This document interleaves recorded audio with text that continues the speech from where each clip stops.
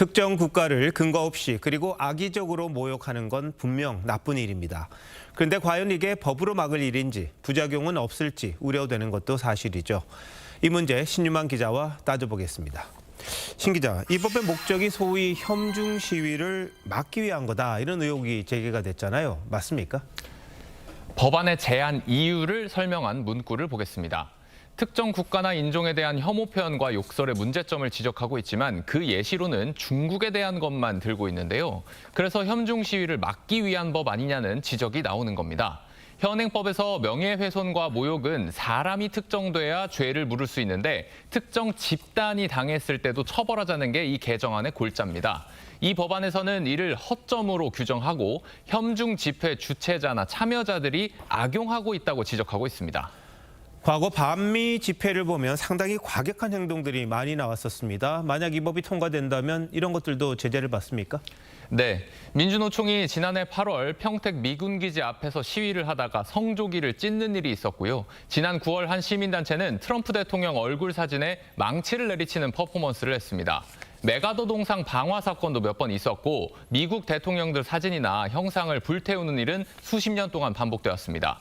법안을 대표 발의한 양부남 의원 측은 이론상으로는 반미 시위에도 적용할 수 있다고 했습니다. 그런데 개인이 아닌 집단은 내가 모욕을 당했다 이렇게 주장을 할 수 없잖아요. 그런데 어떻게 처벌합니까? 모욕죄는 친고죄라서 피해자 고소가 있어야지만 수사 및 처벌이 가능합니다. 명예훼손죄도 반의사 불벌죄라서 피해자가 원치 않으면 처벌할 수가 없습니다. 그런데 이번 개정안은 반의사 불벌죄와 친고죄 규정을 적용하지 않겠다고 합니다. 이 법이 통과된다면 우리나라 수사기관이 임의로 처벌하거나 누구든 중국이 모욕당했다고 고발하기만 하면 말하고 글 쓴 사람을 처벌할 수 있습니다. 이런 경우 표현의 자유가 침해당했다 이런 주장이 나올 법한데요. 양 의원 입장은 어떻습니까? 네, 법안을 대표 발의한 더불어민주당 양부남 의원은 명예훼손의 대상을 중국과 중국인에 한정하지 않았다고 맞섰습니다. 양 의원은 명예훼손죄 중 사실적시 명예훼손은 개정안에 적용하지 않았다며 입틀막이 전혀 아니라는 것이라고도 했습니다.